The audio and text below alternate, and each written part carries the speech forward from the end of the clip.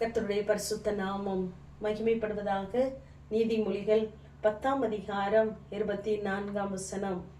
நீதிமான் விரும்புகிற காரியம் அவனுக்கு கொடுக்கப்படும் என்று ஞானியாகிய சாலமோன் எழுதுவதாக நாம் வாசிக்கிறோம். அதே வசனம் முந்தைய பகுதியை நாம் வாசித்து பார்ப்போமானால், துன்மார்க்கன் பயப்படும் காரியம் அவனுக்கு வந்து நேரிடும் என்று நாம் வாசிக்கிறோம். நாம் ஒரு காரியத்தை குறித்து பயந்திருக்கிறோமா அல்லது தேவ சமூகத்திலே நாம் வைத்திருக்கிறோமா என்று நாம் சிந்தித்து பார்க்க வேண்டும். நம்முடைய காரியங்களை குறித்து நாம் பயப்படுவோமானால் நாம் தேவனையும் தேவனுடைய அன்பையும் விட்டு தூரமாய் இருக்கிறோம் என்று புரிந்து கொள்ள வேண்டும்.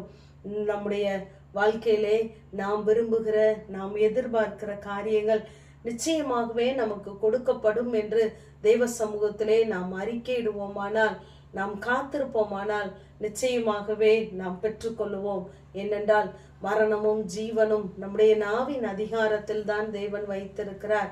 நமக்கு வேண்டிய ஜீவனும் சத்துருவுக்கு வேண்டிய மரணமும் நம்முடைய வாயின் வார்த்தையிலே அறிக்கையில் தான் இருக்கிறது.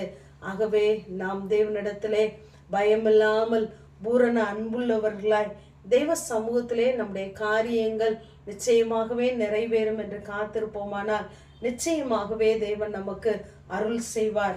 இந்த வார்த்தையை சொன்ன சாலமோன் கர்த்தரிடத்திலே மிகவும் அன்பு கூர்ந்தவனாய் இருந்தான் என்று 1 ராஜாக்கள் 3ஆம் அதிகாரம் 3ஆம் வசனத்திலே வாசிக்கிறோம். அவன் அன்பு கூர்ந்தவன். அங்கு பலிகளை செலுத்தினான். 1000 சர்வாங்க தகன பலிகளை செலுத்தின பின்பு அங்கு தேவன் ராத்திரியிலே சொப்பனத்திலே தரிசனமாகி கேட்கிறார். நீ விரும்புகிறதை என்னிடத்திலே கேள் என்கிறார். இவனுக்கு குறை ஒன்றும் இல்லை, ஆனாலும் ஜனத்தை ஆளுவதற்கு ஏற்ற ஞானமுள்ள இருதயத்தை எனக்கு தாரும் என்று கேட்ட இந்த காரியம் தேவனுடைய பார்வைக்கு மிகுந்த தகுந்த விண்ணப்பமாக இருந்தது. ஆகவே நாம் தேவ சமூகத்திலே எதை கேட்கிறோம் என்பதை நாம் புரிந்து கொள்ள வேண்டும். பிலிப்பியர் 2ஆம் அதிகாரம் 13ஆம் வசனத்திலே, தேவனே தம்முடைய தயவுள்ள சித்தத்தின்படி விருப்பத்தையும் செய்கையையும் நம்மில் உண்டாக்குகிறவராய் இருக்கிறார் என்று வாசிக்கிறோம். நாம் நீதிமான்களாய் கர்த்தருடைய பிள்ளைகளாய் இருப்போமானால் நிச்சயமாகவே தேவனுடைய தயவுள்ள சித்தமே நம்முடைய விருப்பமாய் நம்முடைய செய்கையாய் இருக்கும். அது நிச்சயமாகவே தேவ சமூகத்திலிருந்து நமக்கு கொடுக்கப்படும். ஆகவே நாம் எந்த சூழ்நிலைகளை பார்த்து பயந்து போகாதபடி கர்த்தருடைய சித்தத்திற்கு அர்ப்பணித்து நாம் காத்திருப்போம். நிச்சயமாகவே நீங்கள் பெற்றுக்கொள்வீர்கள். இங்கு யோவான் 5ஆம் அதிகாரத்திலே நாம் வாசித்து பார்க்கும் பொழுது 38 வருடம் வியாதியா இருக்கிற ஒரு மனுஷன் அங்கே இருக்கிறார். நமக்கு அற்புதங்களை செய்வதற்கு தேவனுக்கு எந்த கஷ்டமும் இல்லை, யாருடைய உதவியும் தேவையில்லை.